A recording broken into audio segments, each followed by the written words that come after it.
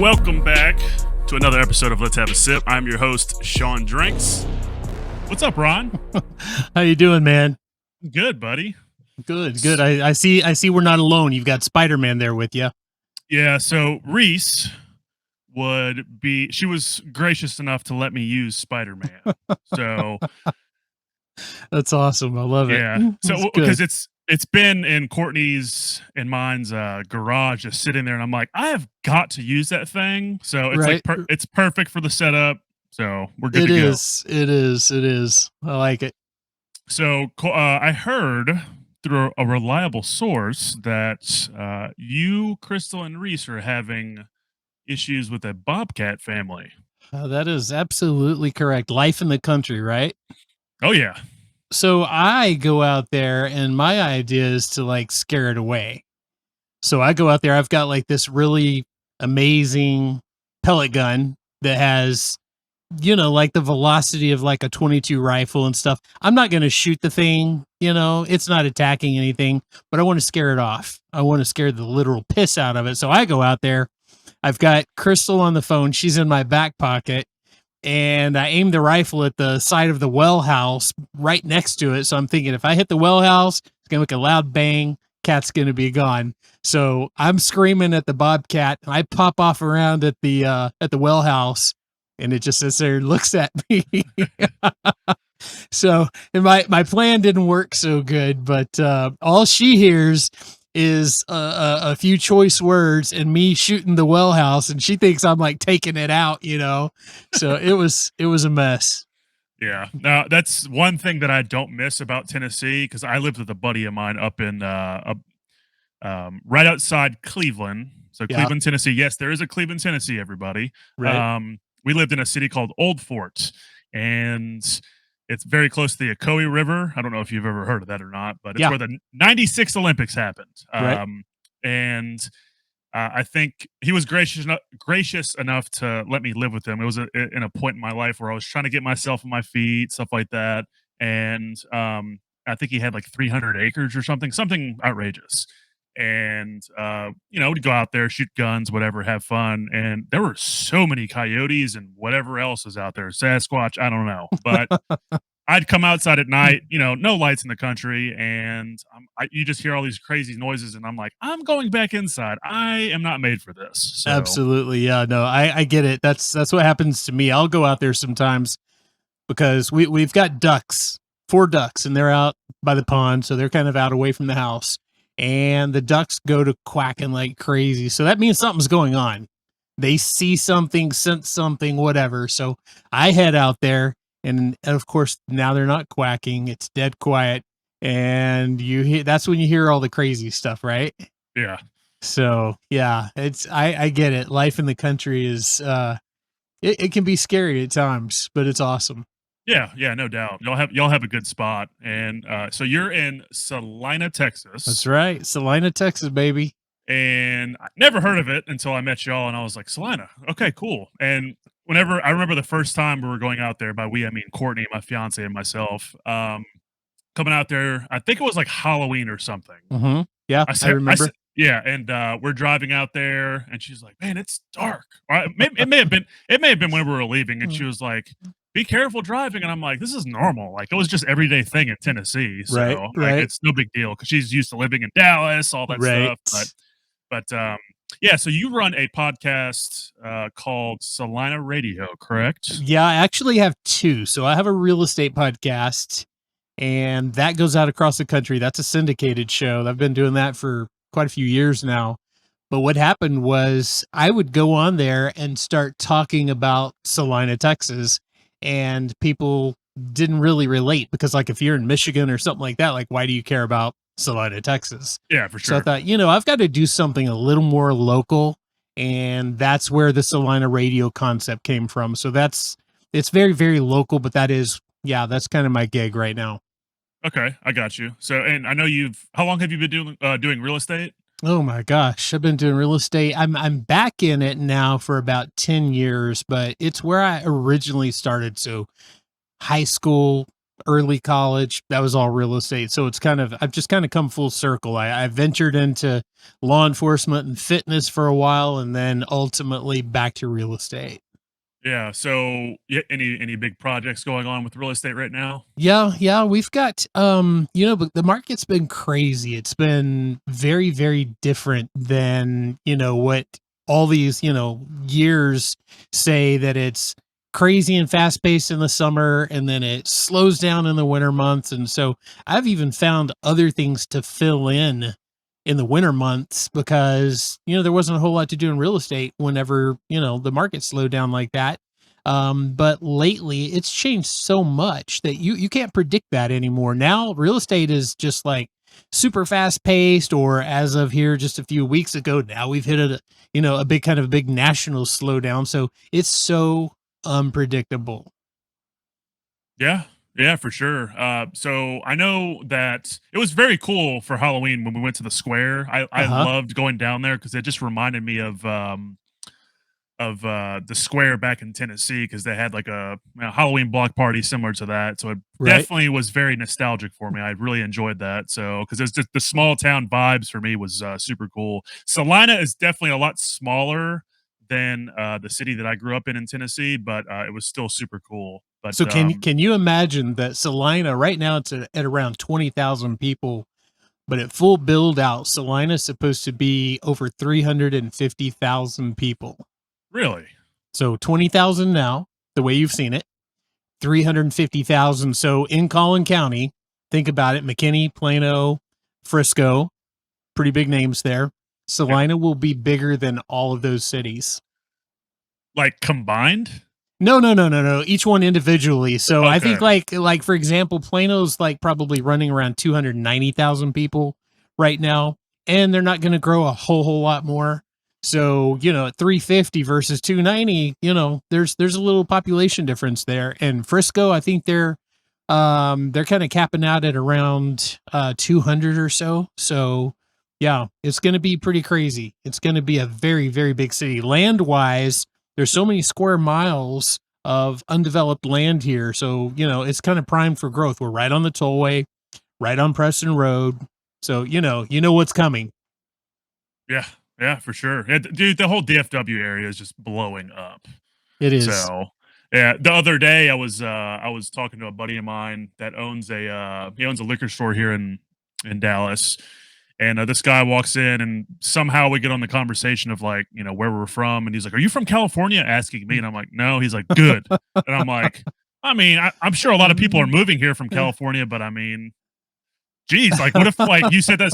What if you said that to somebody that like actually gave a shit and like said something? I don't know, Right, right. but yeah, Well, the funny thing is a lot of people who move here from California, it's really funny because not knocking California because I love California. If I could live anywhere, I'd go to San Diego in a heartbeat. But oh yeah, yeah. there's so much taxation. There's the prices on almost everything. The cost of living is so high. The homelessness rates are like super high. There's so much regulation and, like I said, taxation going on.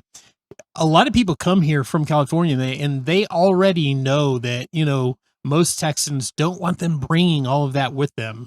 So come on to Texas, but don't bring all that stuff with you. So they're usually the first to say, "Hey, I'm from California, but I don't want to bring California with me." And I think it's kind of funny that that's kind of like the common thing now. Yeah, don't California my Texas, boy. That's exactly right, and they're very clear to quickly tell you that that's not their intention. So I don't know where where that's coming from exactly. I don't know if they catch that on online or if people from here are telling them that, but it's a common thing that I hear. I feel like it's probably from South Park or something. I don't know. South Park. Yeah, it's my favorite show, man. It's so crude. Uh, I just have a uh, crude sense of humor. So hey, you know what? South Park rocks. It's just so how about Family Guy? Digging the Family Guy? I really enjoyed Family Guy up until about maybe like halfway, well, a little bit before my sophomore year of college, and like I Yeah. just kind of stopped watching it for whatever reason. But Mhm. I enjoy it. If I would I would definitely I need to watch that again. Because I know they're still making episodes, but I haven't taken the time to really watch any of the newer ones. So Yeah, yeah. Everybody kind of has their favorite episodes or their favorite thing, and then the best part is when somebody wants to like reenact a part of either South Park or Family Guy or something like that. That's always the best thing ever, to hear someone's impression of, oh, did you see when Stewie did this? And then they act like it. And I'm like, oh, that's pretty cool. You got a good Stewie impression there, all It's right, so awesome. here's my one of my favorite episodes. I'm not gonna pretend like I can give good impressions or whatever, but so there's it's the episode where Peter's drinking a lot of Red Bull. We've probably Right, talked about it before, but um so Peter's drinking a lot of the Red Bull. I think he goes to like that game show called The Price is Right, if I'm not mistaken. right, right. And so he has that I forget what it's called, but you like I guess it's the way they kind of figure out who's gonna go first or whatever. They take Hmm. that like big thing that they like will push down or whatever, Yeah, and yeah. it'll have an arrow that'll come up to a number. And he's like all cracked out on Red Bull, and he's like, I want to Right, give a shout out to so whoever. And at one point, like the wheel thing like goes out into the crowd and just like right. demolishes everybody.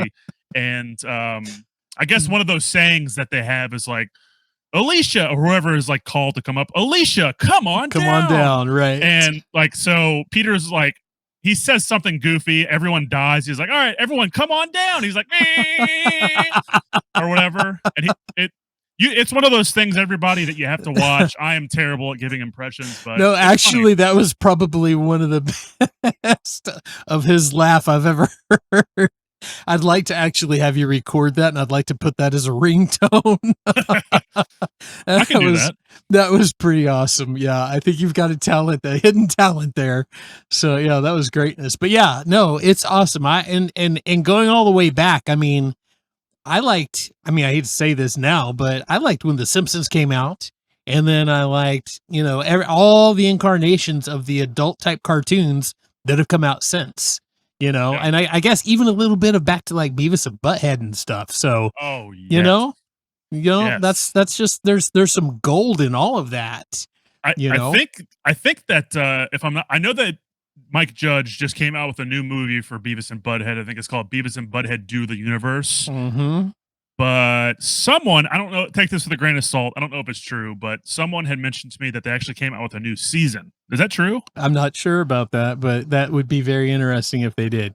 Yeah. And it's funny that you bring up Beavis and Butthead. I had recommended a movie to one of my coworkers, and his wife wasn't really too happy that I recommended this movie to him. But Yeah. it's called Idiocracy. Right. Have you seen that Yep. movie? I have not, but I know of it. It is literally, if you watch it, your IQ is going to go down by like 10 points. It is so terrible, but it's like, Huh? I feel like to a degree, it's very like, how am I trying to explain this? It's very accurate to Uh-huh. how certain things are in today's times. Right. Yep. It's very weird. Yep. So, I understand if that. I can see Crystal being like, "Why are we watching this?" So if you watch it with her, she'd probably walk out of the room. So, but And that is completely possible. So she will not watch any of I'll take a Family Guy scene, I'll catch it on my phone, and I'll go in there and be like, "Hey, watch this. This is greatness." And she's like, she's like, "Is that Family Guy?" I'm like, "Yep." She's like, "No." And she walks off. yeah, Literally. Courtney's the same way. If I'll try to like if I'm gonna watch something, she's like, "All right, I'm gonna put my headphones on and watch TikTok." I'm like, "Okay." That's So so awesome. That's greatness. So you talk about losing brain cells when you watch certain shows, and for me, that's always been Napoleon Dynamite. And here's what's so funny about it: Napoleon Dynamite. First time I saw it, I was like, horrible, awful. Can't even understand this. And they say every time you watch it, it gets better until finally you'll love it. And yeah, finally, like the 10th time I've watched it, I like totally love it, but I hated it at first. I literally felt like I was oozing like intellect, like it was just leaving my brain. I was getting dumber by the minute, Yeah, it is like, if you've never seen that movie, it's such a weird movie to watch. You're like, "What is the point of this movie?" But yeah, it's I agree with you. It's, Mhm. if you watch it a handful of times, it definitely grows on you. It does, it does. There's just the greatness of whatever that phenomenon is, just it literally now, if it comes on and it's like on regular TV, I'll literally sit there and watch it now, where there was a time when, I wouldn't even yeah, I would have left the theater probably originally, so funny how that works. Yeah, man, so the only movie that I've actually no, I've walked out on 2 movies in the theaters. The first one was Saw 3. So, Oh, like, yep. it was so intense for me. Yep. I have, like a weak stomach, so, like, whenever I saw that, I was like, "Ah, I think I'm gonna leave." And then, the second one, which I hate to say this, but Anchorman 2, it was so stupid. Yeah. I had to walk I was so disappointed because the first one Yeah. is so good, Yep. but yeah. I'm with you. I understand. And I did that. You weren't even alive when this probably came out, but Night of the Living Dead, Yeah, I know same what you're thing talking for about. me. I was like Night of the Living Dead, and pretty early in the film I was like, nah, nah. And I literally left. And thankfully back then I think tickets were only like $5, Yeah, instead of now, what are they, like $25 or something? So but yeah. yeah, just completely walked out of that movie for the exact same reason. There was, so Courtney and I had watched a movie last night called Fright Night. It's not the Mhm. original because I think the original came out, like, late '80s or something, you know what I'm talking about? Right. Yep. So there was a remake that came out in 2011 with, Colin Farrell, Mhm. and McLovin was in it. I Yeah. was like, "What?" And he turns into a vampire, or yeah, a Mhm. vampire, and, it was it's one of those movies that's like a horror, but also a comedy as well, Yep. and it was pretty good. I was pretty surprised because Courtney normally picks the worst movies of all time, and she knows it. So, last night she picked one, I was like, Mhm. "This is actually pretty good." So, Oh, let's that's watch this. impressive. That's Yeah. impressive. So what's the last movie you went and saw at the theater? Last movie was Jackass Forever. Jackass Forever. Yeah. Yep. Can't say that I saw that one. Courtney was like, "Why are we here? Yeah. Why are we here right now?" But I mean, it that like so that whole genre has like such a big impact on like my childhood because like I was so into skateboarding. Right. Bam Margera was a big part of my life. Like Mhm. his spinoff, or I guess it was considered a spinoff Yeah. of Jackass, Viva La Bam, Yep. and just all the crazy antics that he did, with his family and skateboarding and stuff like that. So it was very cool to kind of see the next generation of the Jackass franchise come into the mix. So it was very cool. It was sad to see that Bam Margera wasn't really in the Mhm. movie just Mhm. because of like all the issues that he had and whatever. But Right.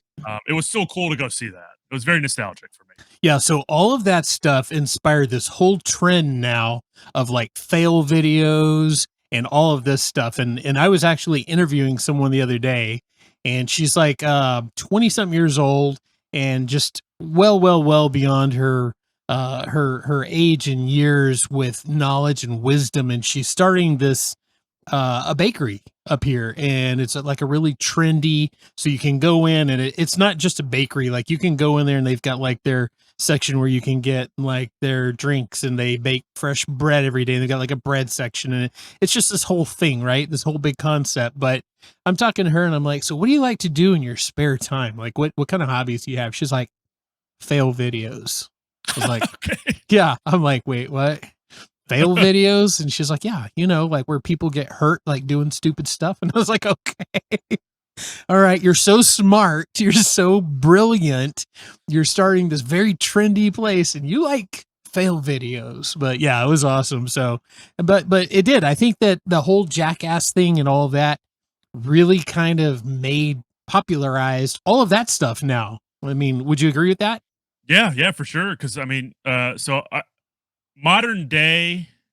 So there's a group of guys that are kind of like modern day Jackass Mm-hmm. called the Nelk Boys. Are you Mm-hmm. familiar with who they No, are? no. So I think they started their show maybe like 10 years ago on YouTube, and like within the last couple of years they've really blown up, Right. but they're more so kind of gearing towards like focusing on their podcast and their business they have with their hard seltzer called Happy Dad, Mm, and they're they're pretty interesting, and they on the people they have on their podcast are like insane. Like they just had Mark Cuban on there, right. Elon Musk was on there as Wow. well, which was pretty interesting. Yeah. Yeah. And but yeah, no, that whole culture is so interesting. It is. It is. And I had no earthly idea how appealing it was.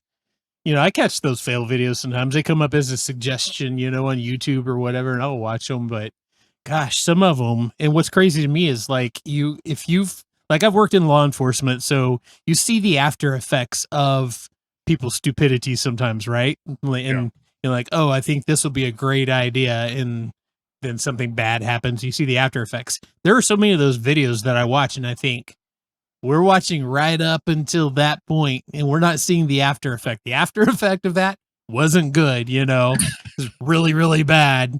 So it kind of makes me cringe a little bit on some of them because I'm like, oh, yeah, that guy that just rear ended that car on his motorcycle.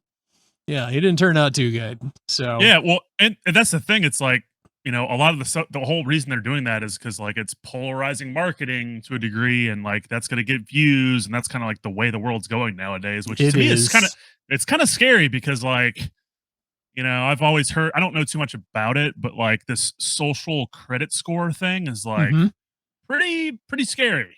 Yeah. Do Yeah. you know much about that? Not a whole lot. I understand it, but you're right about the fact that the trending is a little scary because so you've got to be sensational in order to catch attention, right? There's got to be something like you can't be boring or average. You've got to do something kind of sensationalized, dangerous, or just plain crazy or something, graphic even, and each time.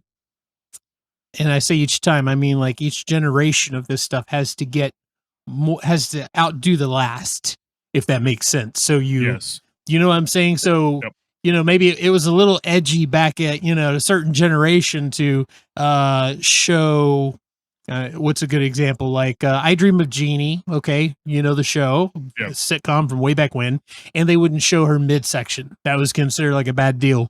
Or there was a show called Bewitched where the husband and wife had to have two separate beds on the set in the TV show because having the idea that a husband and wife would sleep in the same bed was like, no way. And of course it goes all the way up to where are we at now? Look at it now. Now you hop on TikTok and in about 3 seconds, you can learn anything and everything you want to learn about the world. Yeah, I mean, you can learn so much stuff on social media nowadays. It's insane. It is. And having a child makes it super, super scary. Just knowing that all of that stuff is literally right at your fingertips.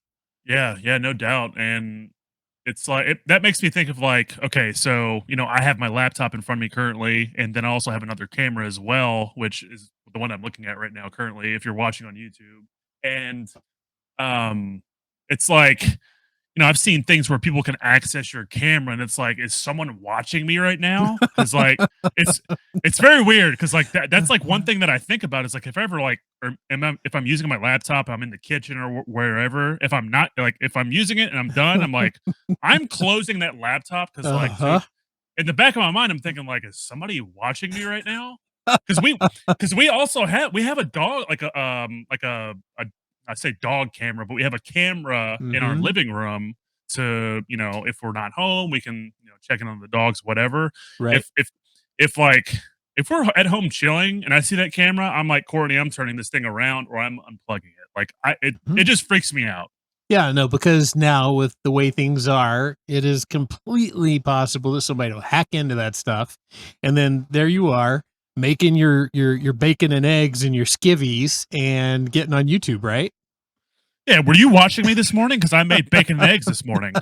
Actually, and I like the Elf on the Shelf skivvies you were wearing. That was cute, probably from Christmas.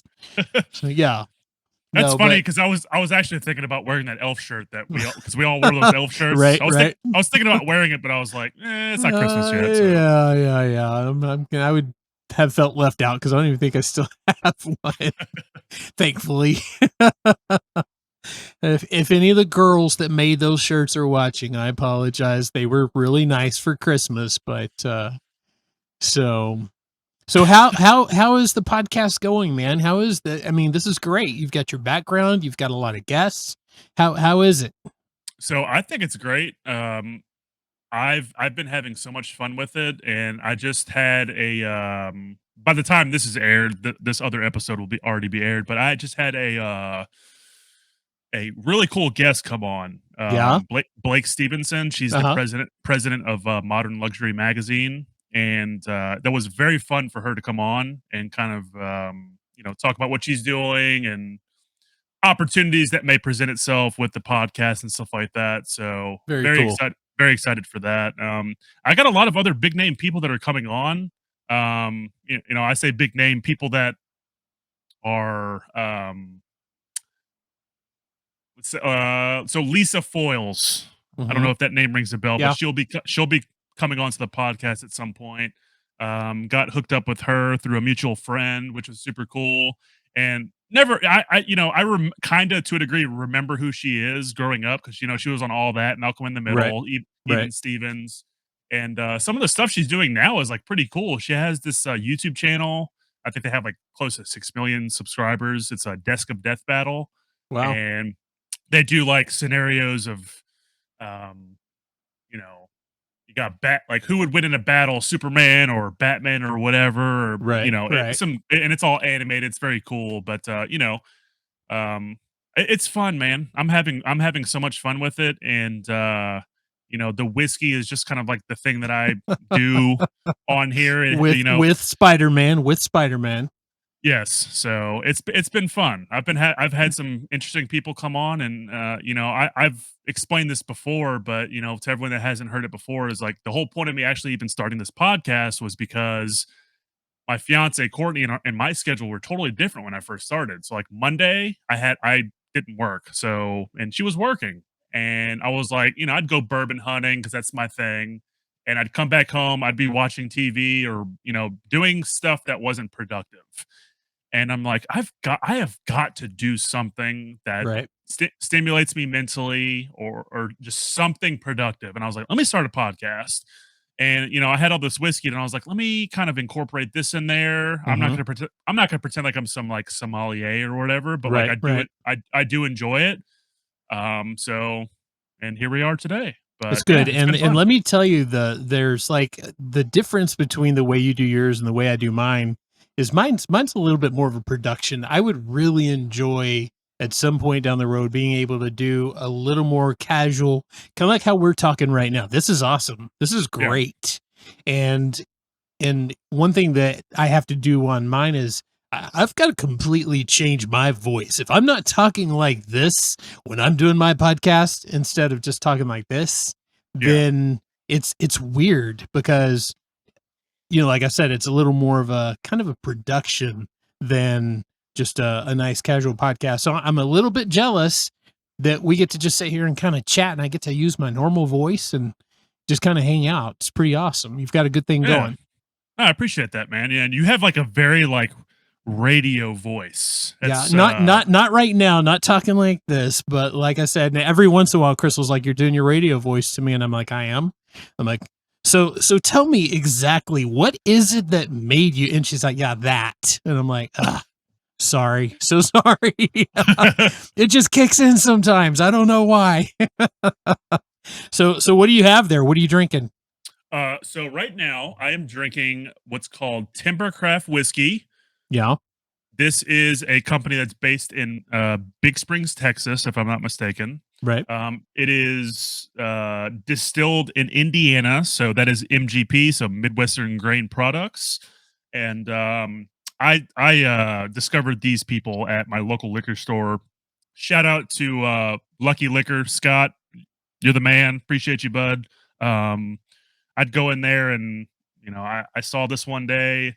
He gave me a sample, and I was like, "This is actually pretty good." And I'm not like, to a degree, I'm not a very big Texas whiskey guy, Mm-hmm. but I've had some Texas whiskeys, and I'm like, it's whatever. But I've tried this, and it was pretty good. I was like, "Holy shit, these people have some good stuff going on." And Right. It's very good, Hmm. and I don't really know what else to say about it. It's just really good. But And yeah, this is one of those moments where we just kind of sit here and think, now, what am I going to say next? So what else am I gonna say? This ad is sponsored by Timbercraft whiskey. there So you yeah, go. but yeah, So no, I have a question. So I don't know a whole lot about it. I only learned about this recently, but George Strait, George Strait, the country music yes. singer, apparently he's affiliated with a label now, and I'm thinking that it's a whiskey. Do you know about that? There are a lot of different whiskeys that have a celebrity behind that brand, but Hmm.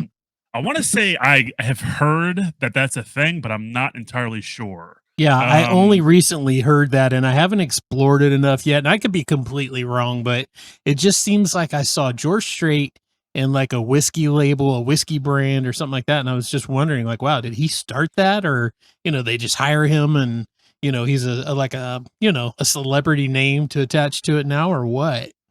the only well, I want to say American Highway, but I don't think that's right because I think that is another country singer Hmm. that has a whiskey brand, but I don't think that's right. I'm not sure. I have no idea. Well, I mean, honestly, country music, whiskey, I mean, it just kind of all works, right? Yeah, Whiskey Myers, baby. It's awesomeness. It's awesomeness. Yeah, yeah, no doubt. But like whiskey, it's crazy like how fast that I've accumulated my collection because like I've always enjoyed whiskey, Right. but like whenever I lived in Tennessee, I was traveling for work. So Mhm. I'd go to Ohio, I came to Texas, I went to Florida, wherever they need me to go. And, Right. I wasn't really like kind of buying bottles because I was always traveling. Right. And one thing that I did, obviously, once I got to Texas was like, all right, I'm going ham. I am gonna buy every bottle I can. So That's um it's awesome.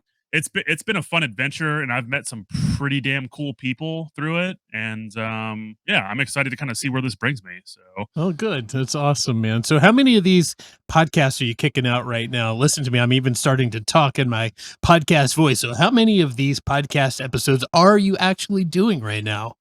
right now, I have about Uh, so I'll kick out one a week right now. nice.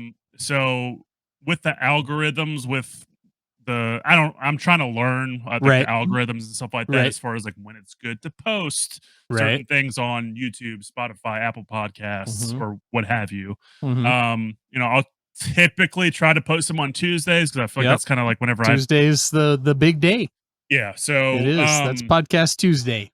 I will get anywhere from 2 to 4 interviews every Sunday, Uh-huh. and that's typically whenever I have the most time to do what we're doing right now. Wow. And, That's a lot. That's a lot of content. yeah, it is, and, that's one thing that Courtney and I have talked about is like, "Hey, like, I wanna dedicate, noon to 4 or whatever to focus on the podcast. If that's a problem, let me know." And that's one thing that I've kind of not kind of. I've talked about with Courtney a lot is like making sure we're communicating about the little things as well. Sure. Because look, if you're not communicating about the little things, it can turn into big things, whatever. So, Absolutely. but yeah. So I post one episode a week and try to get as much content as possible, just in case in the future I do have a lull or something. That way I can be like, okay, I got so and so can post this week. We're good to Right. go. So So how much backed up content do you have right now? Like how many do you have sitting on the shelf ready to go? How many episodes? so right now I have five extra episodes just in case. That's good. That's awesome. So, I but like th- it. but this hasn't happened. This only recently happened because I Mhm. realized like there were certain weekends where I was like, man, I'm glad I had two that week because I've just been focusing on like one episode a week, and I'm like, Right. because I've had schedules change, whatever. Mhm. People are going to cancel. It's happened, and I'm like, I was kind of like, well, I'm not going to have content for this week, so what am I going to do? So that's Right. why I kind of So started doing. have you done, and I haven't seen one, so maybe you have not, but have you done any episodes just by yourself? No, I feel like I'm not that interesting to make a video by myself, so it's like, who in the flip's gonna listen to me right now? So, like, I am situationally, to a degree, kind of funny, but, like, I feel like if someone's just gonna listen to me, like, it's like, "Why are you gonna listen to me right now?" I I got don't you. think yeah, so I That's I I just awesome. can't do it. I can't have you Yeah, done no, I any got you. episodes that have you I done have, I yeah? have, and so all of the real estate ones I do by myself. So the big nationally syndicated show that I've been doing for years, that's 100% me by myself. I think I may have had one or two guests on there over all the years, and that was just because of something rare. But Okay. this the new CelinaRadio.com, that is completely that's with someone at all times. And I know you've probably listened to it or at least some of the episodes. And so my twist on that is I'm presenting a very positive side of this community. But what I do is I do something funny or fun with each person each time. So they typically don't even know what I'm going to do. For example, the girl that does the baking that I was talking about earlier, I literally brought out an easy bake oven towards the end of the podcast. And I said, "You're so good at making cakes. Do you think you could make one in an easy bake oven?" She's like, "Oh, well, sure." And so I brought out the oven and gave her all the ingredients. She's like, "You're kidding me. We're literally going to do this." I'm like, "You're going to do it right now." So just stuff like that, you know. So I have fun. There's an attorney in town, and he's got a very dry sense of humor. He's a great guy, just a all around great guy, but just a very dry sense of humor.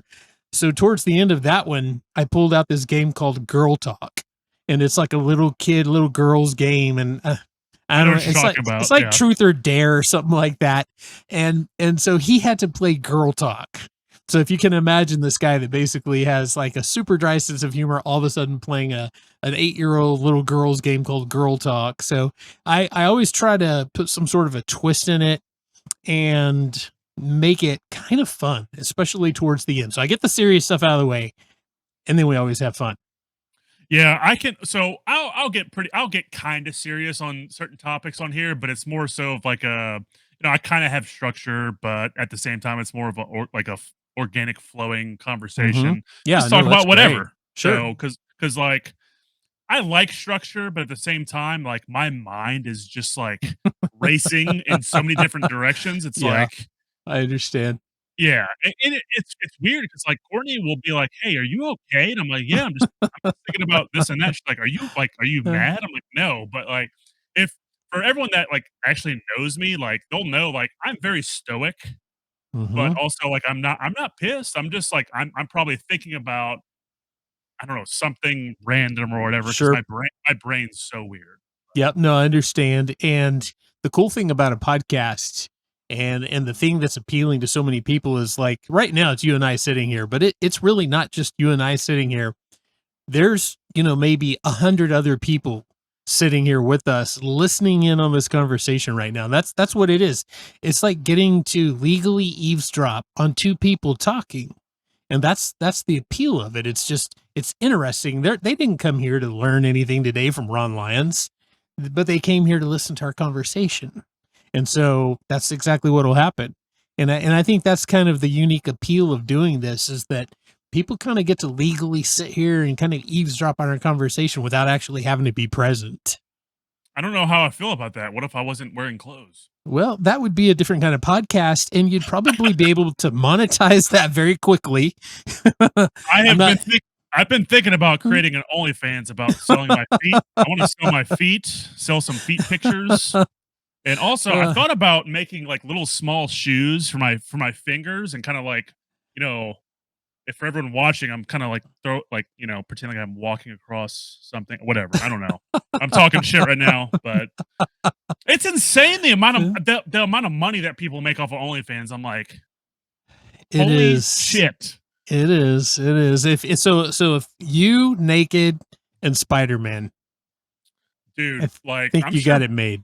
there's somebody that would watch that, I know for sure. There are more people than you can imagine that would because let me just tell you this. There's a twisted little side story. So when I was the fitness guy, and so I'm a master certified fitness specialist. I'm a nutritionist. I've got all these gyms. I've got all this stuff going on. And it was funny because periodically you would get a phone call from someone who would say, "Hey, I want to hire you as my trainer." Okay. A lot of people do. That's great. And then we'd start our little talk about, the commitment and, how many times a week and where are we going to train, in my gym or at your house? What are you looking for? And here's where it'd get weird, like every so often. Well, can you wear combat boots? Can you train me without wearing your shirt? Okay. Can you be really mean to me? Can you boss me around? Would you mind pushing me around if I don't do what you say? That's the ones where I would literally, at one in particular, I had a partner named Harold that we both worked at the same gym. We were partners in this gym. And I literally said, "Hold on, I have the perfect person for you." And I was like, "Harold, this gentleman wants some personal training." And he was like, "Why are you not taking it?" I was like, "No, it's definitely for you." So, but in everything, so not just in right now with the OnlyFans and all that, but I mean, it's already existed. All the strange stuff has already been out there. I mean, I could have made a killing, doing weird training instead of normal training back in the day. There were enough people that had that, whatever that is. I don't know what that is, but they want that, whatever, that weird twist on something. Yeah, no, that's totally true. And I mean, social media has just exposed what has already been there for sure. So, Mm-hmm. I agree. it's funny that you, I forget who I was talking to about this, but, It wasn't um, actually you that was calling me back then, was it? That wasn't you at wanting the training, was it? what if it was, man?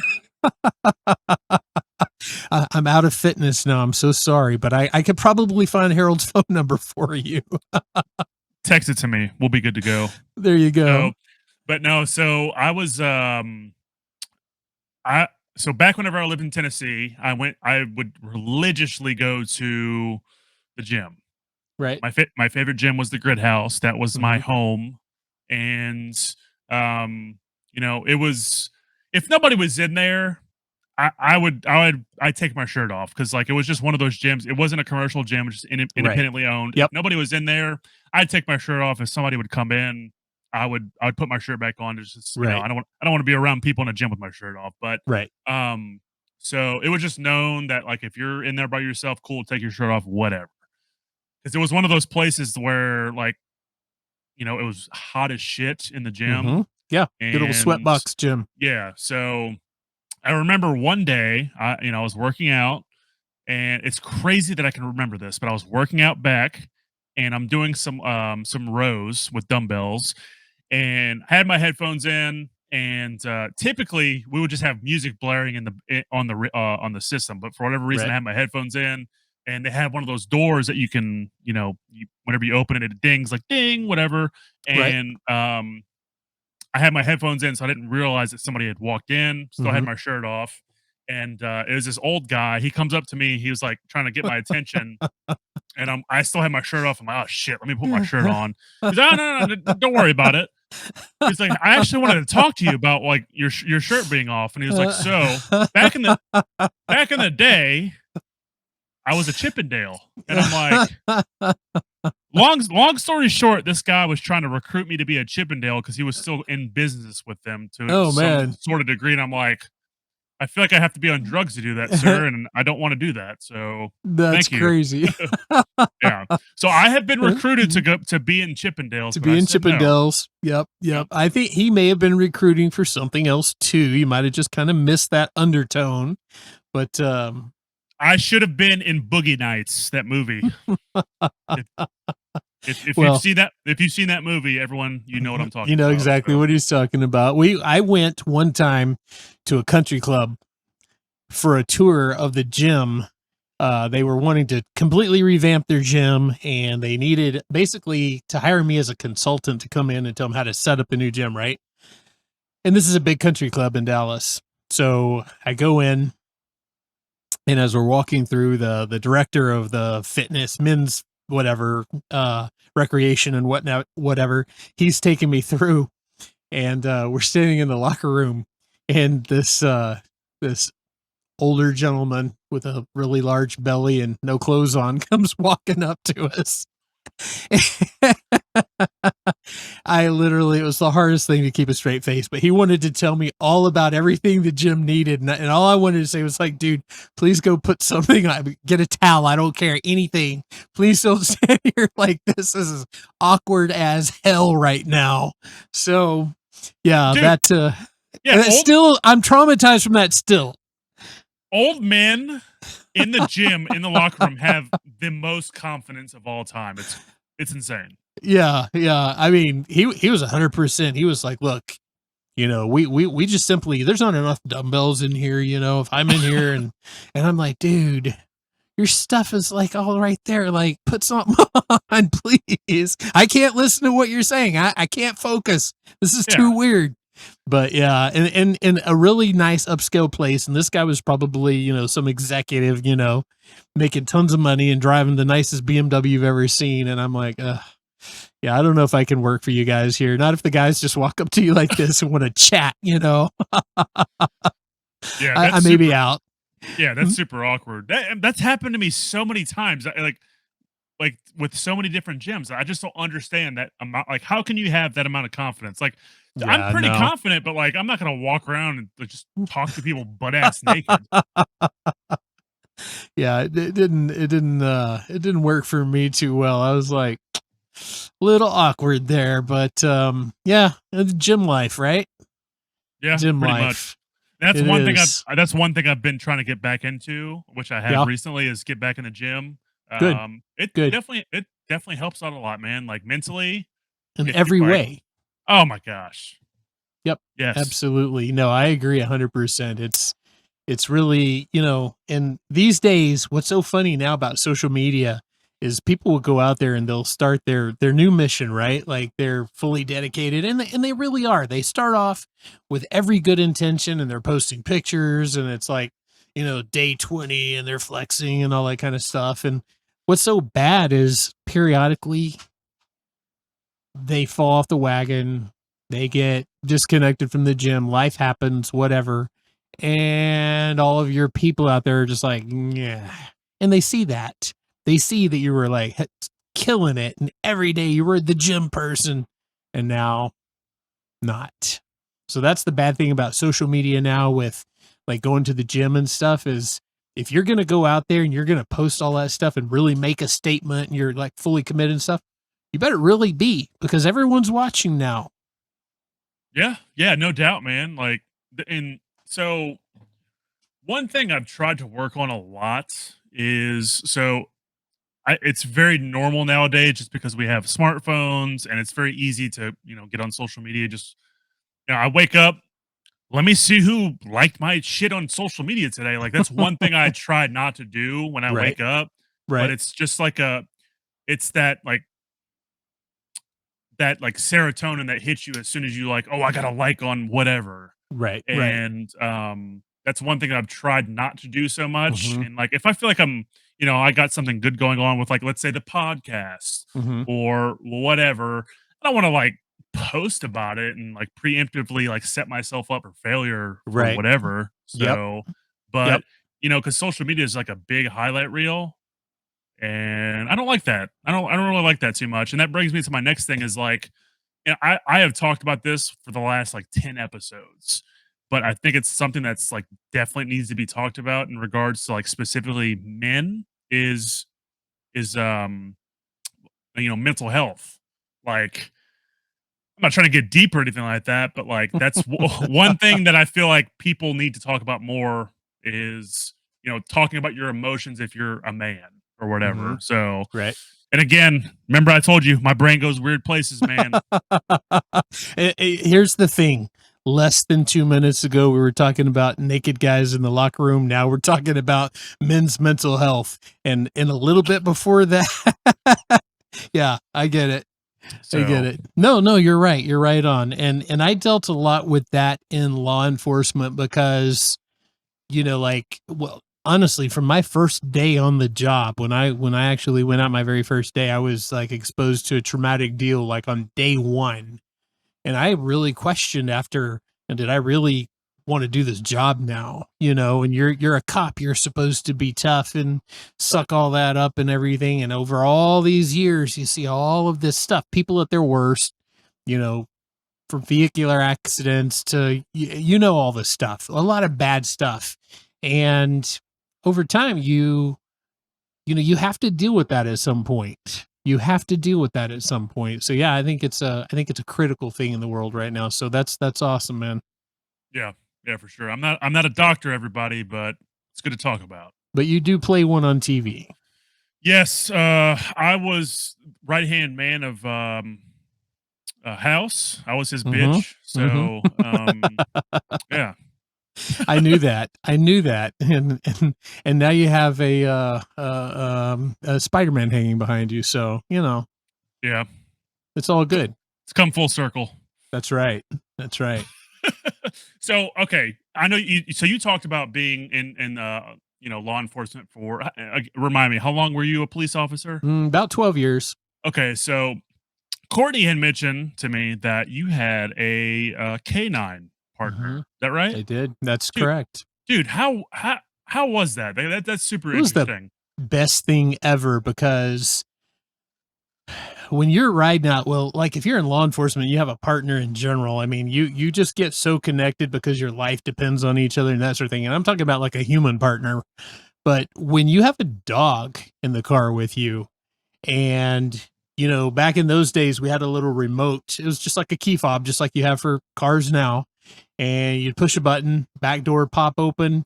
And if that back door popped open, that dog knew to come out and to come out, ready for business. So you always knew, like on a traffic stop, and I had a drug dog. So there's bite dogs and drug dogs, and then cross trained. So I had a drug detection dog with cross training in the bite work. Okay.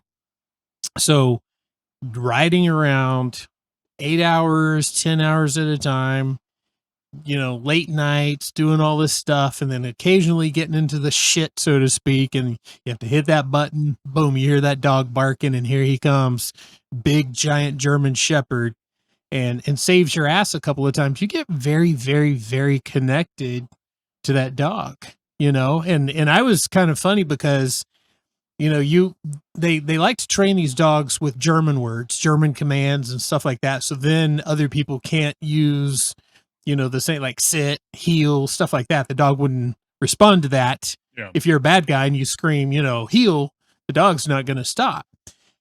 And I thought it'd be kind of fun. They'd let you choose whatever word you wanted. I thought it'd be fun. And instead of like, go find it, instead of that, I always, my keyword to make my dog know that he was supposed to be looking for drugs was let's party. So Oh my god. I'd be out on a traffic stop and I'd look at my dog and of course he's all obedient. And he's sitting there, all muscled up, waiting to go. And I'd be like, Maverick, let's party. Boom. It was awesome, dude. It was the best ever. That's a badass name, Maverick. Yep. I just had a guy that came on the podcast, and his name's Maverick. That's a very, wow. it's a very masculine name. It is. It Yeah. really is. It is. Oh, it's funny because the guy that came on, his name was Maverick, and he trademarked himself as the MILF Whisperer.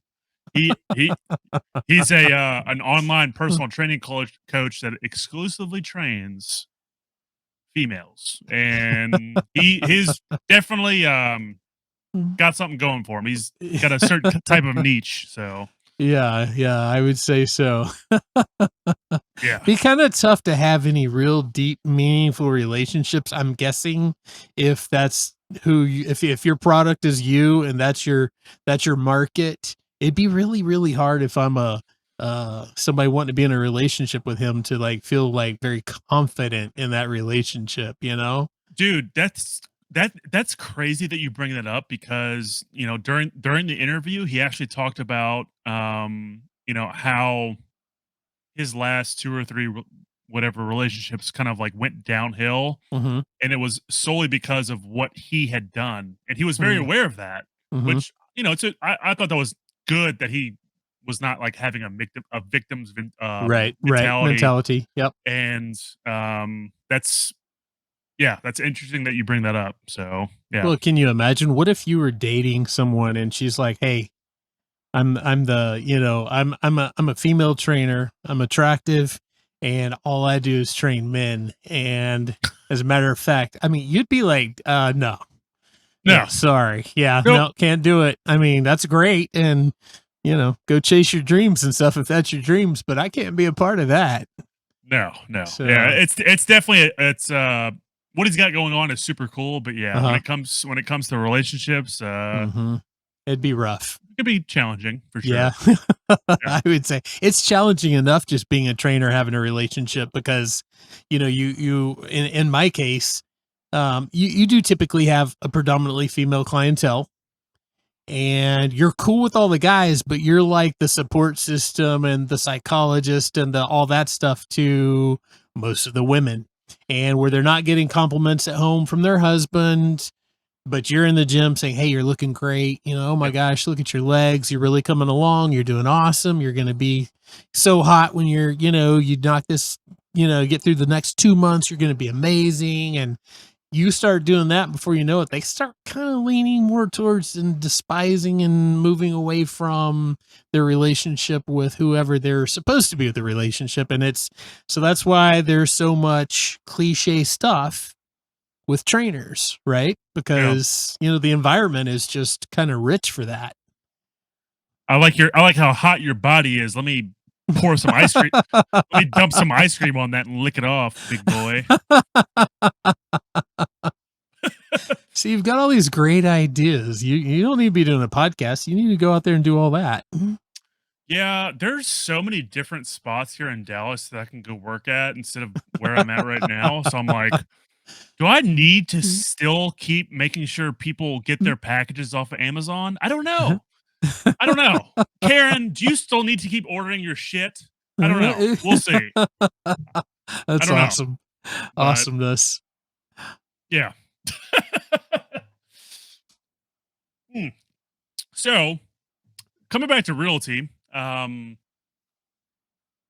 you gotten into the Airbnb market at all? Is that a thing that's in So, Celina? well, yes, a little bit. So remember, we're only 20,000 strong right now, but when I say we, me and Crystal actually have a little property that I think that's what we're going to do with.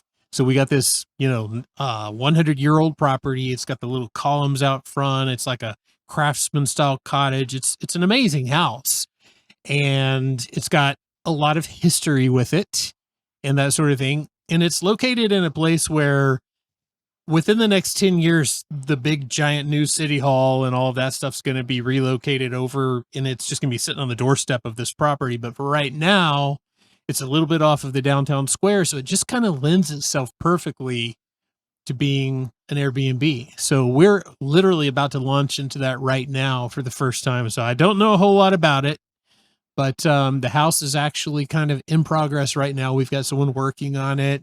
An architect's already done all of the renderings and kind of redesigned everything. So yeah, I'm about to learn a lot about that.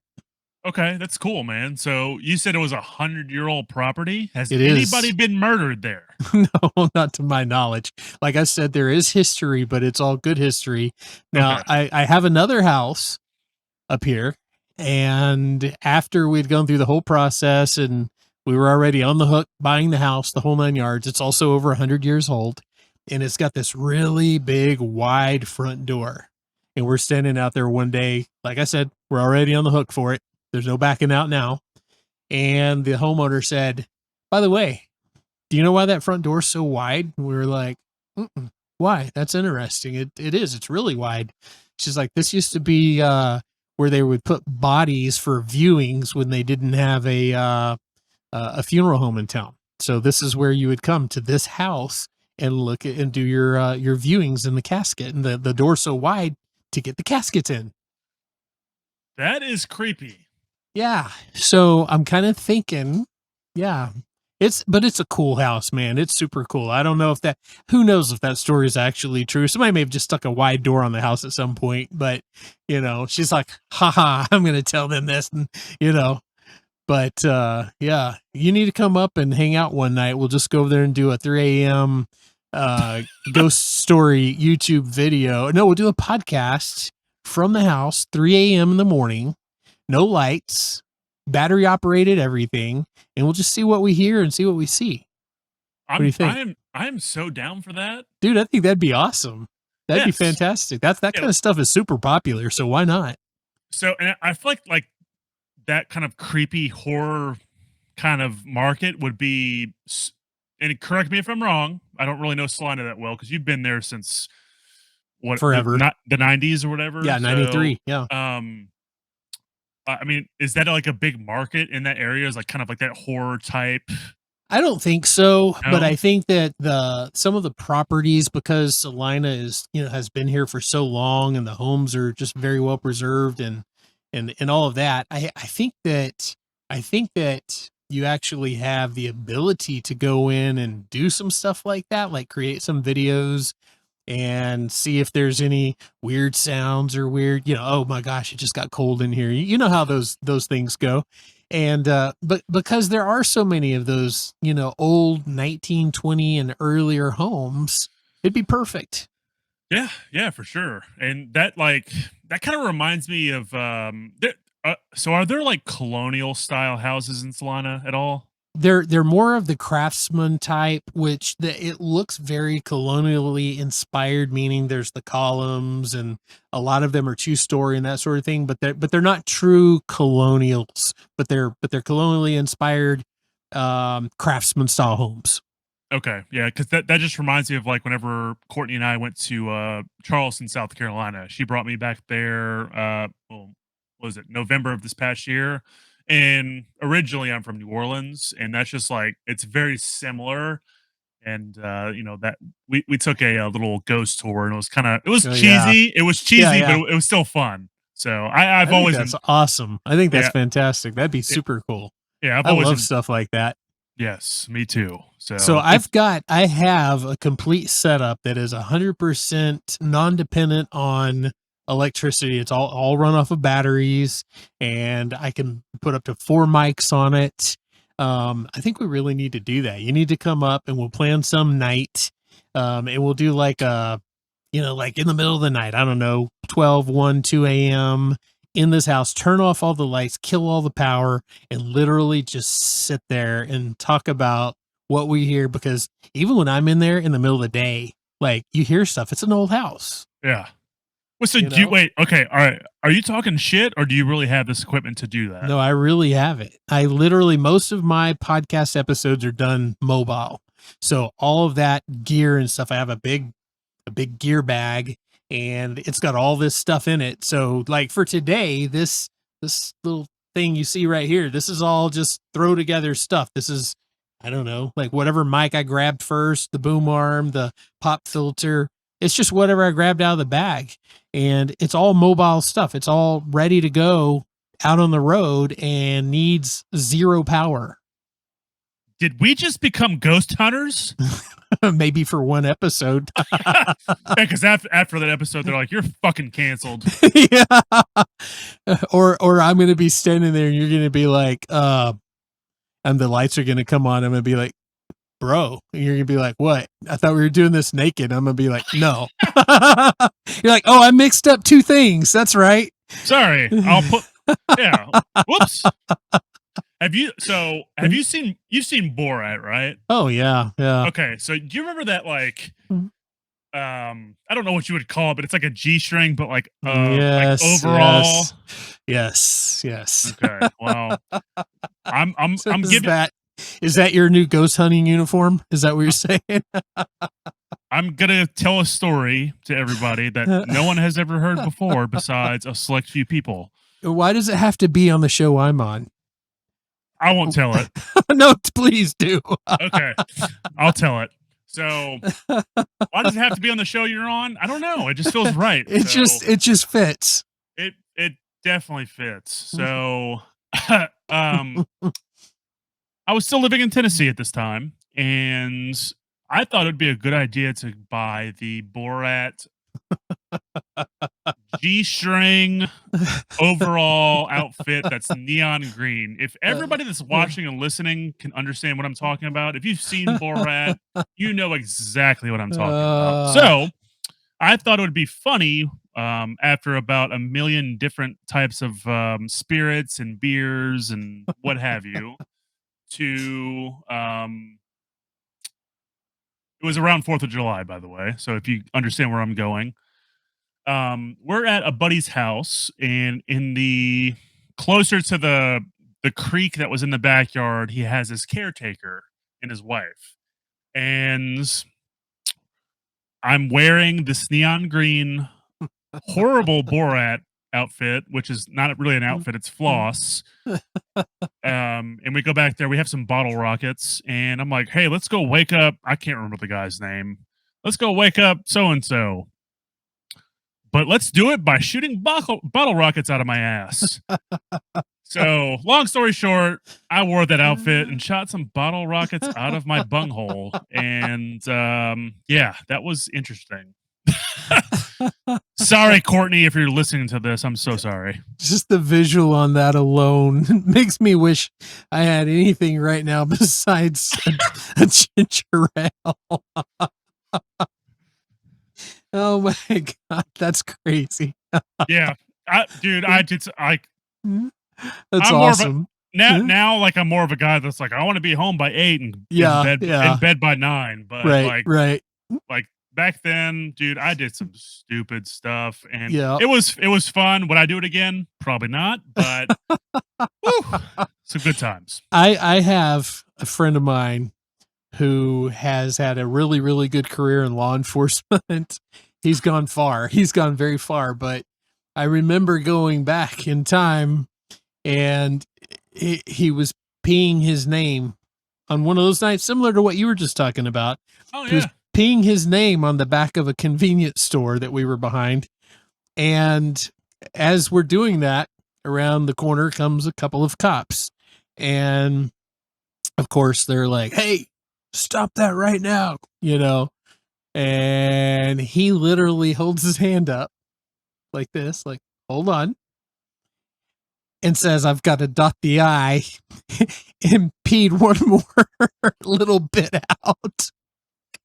And they couldn't tackle him fast enough for being such a smart ass. But yeah, I've been there. Okay. I mean, I wasn't the one actually dotting the I and my name on the back of a building, or shooting bottle rockets out of my butt. But I get it. I get it. We've all done that stuff in one form or another.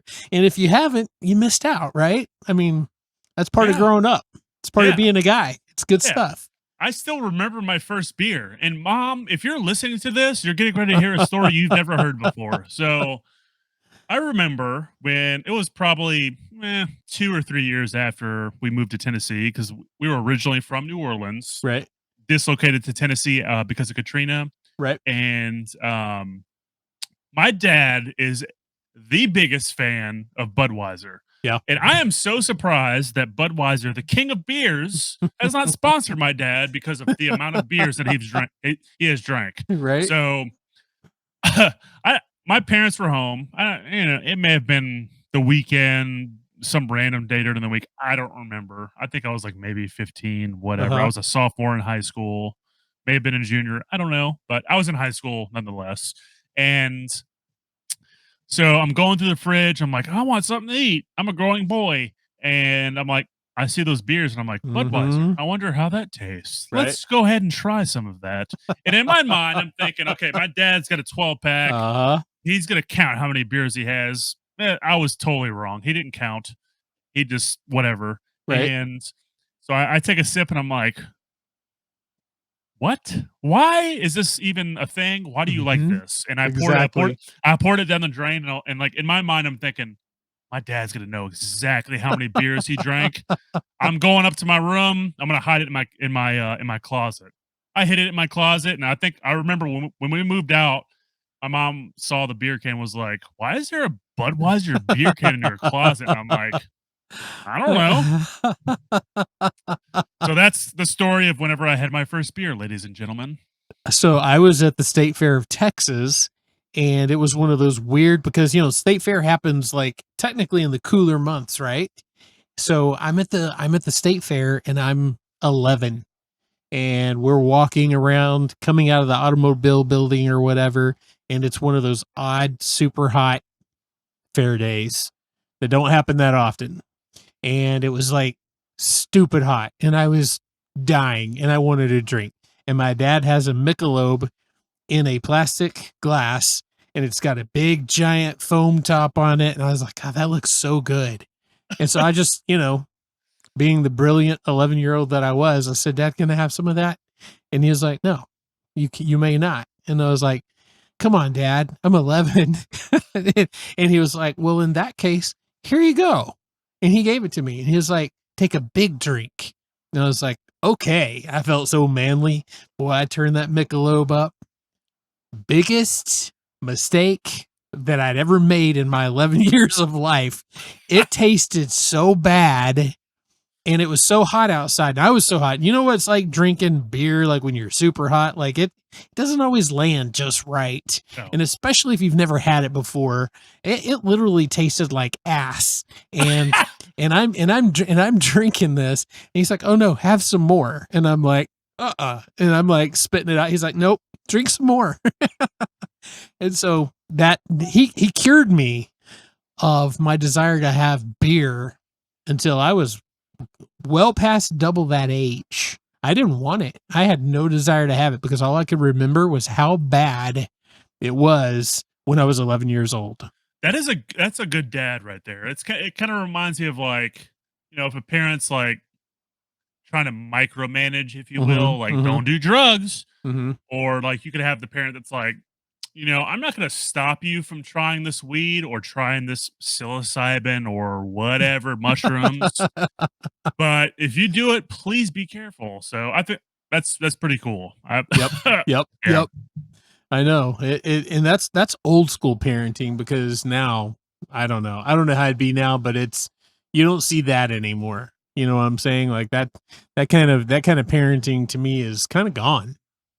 Yeah. I mean, I can't obviously I have no kids, but I definitely do think like if you're going to beat your kids, you're probably going to go to jail for about 500 years nowadays. So, Yeah. But back in the day, that was like a thing. It was like your coach would whip your butt. Your dad, I mean, anybody, any man in your life would whip your ass, and when it was deserved, and it was just, that was how it was. It's like, you better not, if you go to school and get licks at school, you come home, you're getting more. So yeah, for sure. So okay, so this is a story that kind of has to do with what we're talking about. But are you familiar with F is for Family? No, what's that? You know who Bill Burr is, right? Yeah. Okay, so Bill Burr has a adult cartoon show called F is for Family, and it's based on his childhood. Okay, and the voice of his dad is himself, and he has this thing that, excuse me, he'll kind of have this like this. I don't know if it's a catchphrase or whatever, but it's just this thing that he says that he'll say to his kids is like, "Oh, I'm gonna fucking throw you through that wall." And he kind of the whole point of the show is to kind of talk about like his whole childhood and like why he is the way he is today because of society and his parents. Right. And so the dynamic of how it used to be versus now is it's completely totally different. Well, when I was in law enforcement and I got called to school one day, and apparently one kid had pushed another kid. And so I was called to the school, and I went in, and I generally didn't answer calls like that. So I was fairly unfamiliar with this, practice. You had school resource officers in the schools, and they generally handle all that stuff. But if for whatever reason there wasn't one that day, and I went in there and I was like, so what's going on? And they were like, well, this boy right here pushed that boy. I was like, okay. And they were like, well, you need to arrest him. And I was like, for what? And they're like, because he pushed him. And I was like, you want me to take him to juvenile detention because he pushed another kid in school? I was like, is there a principal here? And they were like, well, yeah. I was like, any coaches? And they were like, well, yeah. I was like, can they do something about this? Like, can they maybe like paddle him or, like have a good talk with him or something like that? Like, do we really need to go to jail? Or like, that is policy now. And I was like, so did the other kid get injured? They're like, well, no, it wasn't a very hard push or anything. And I was like, this is crazy. This is where we're at. Like, you know, boys being boys, so to speak, and not even really in any dramatic way. And now this kid's going to juvenile because that's where we're at now. It's just crazy. Back in my day, it would have been like, first of all, it would have been probably a real fight.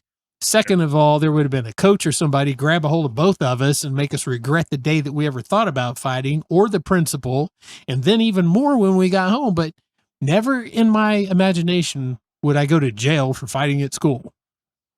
No, that's I mean, unless you like severely harm somebody or killed someone, yes, but like get into a fight like that, no. Or how about just assault by contact, which is what that is, just basically a push, a push. That's a little that's ridiculous. Yeah. So, but that's, you know, that's the progression of the way that so many things have changed from when I grew up versus, you know, now. It's very different. Yeah. So sometimes maybe probably better, obviously, and other times maybe not quite as good. No. I didn't really have like a very like confrontational like career in high school. So like I was typically pretty okay with everybody around me. I've seen some fights here and there, but like yeah, no. If I ever got into a fight myself, I don't know how that would go. I'm a pretty big boy, but like I would probably feel bad for the other person. Right. I'm not gonna pretend like I'm trained in combat, but like I can take care of myself just Uh-huh. fine. But Uh-huh. if I was in high school and I got into a fight, I feel like I probably would have got my ass beat because dude, I was a fucking string bean. It was bad, Yeah. and Well, I ate everything that was in front of me too. yeah. So Yeah. Just those genetics. yeah, that yogurt, cheese balls, Hawaiian punch, and hot pockets, they helped, but not really too much. Yep. Yep. I understand. I understand. I appreciate you getting on, my man. I got one last thing before we end this is so if anyone wants to listen to your podcast or watch it, I don't know if you're on YouTube or Yeah. whatever. Yeah. Like YouTube you're also. Mhm. okay. So if someone did want to tune in, how would they do that? CelinaRadio.com. And I'm on all the stuff, all the same things, you know, Apple Podcasts and all of those things as well. So, but Celina Radio is going to get you to any of those podcast sites, or CelinaRadio.com will take you to the website, and all the episodes are, you know, uploaded on there as well. Okay, cool. All right, y'all heard it here. So until next time, everybody, peace.